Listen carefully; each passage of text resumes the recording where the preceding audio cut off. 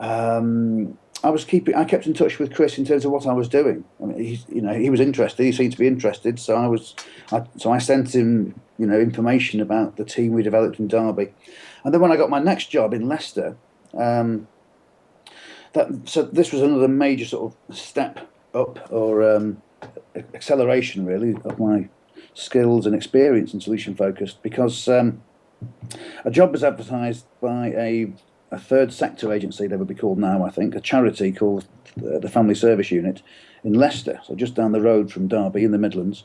And they wanted a social worker who was a qualified practice teacher, so you could supervise social work students, which I was, with skills in solution focused brief therapy. And in 1998, when I saw that job advertised, I thought there can't be that many social workers around that could get that job. And so I was fortunate enough to get it.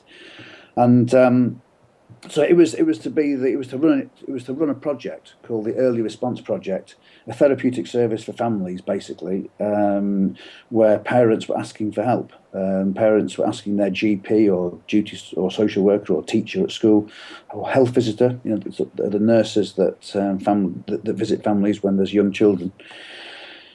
So they could.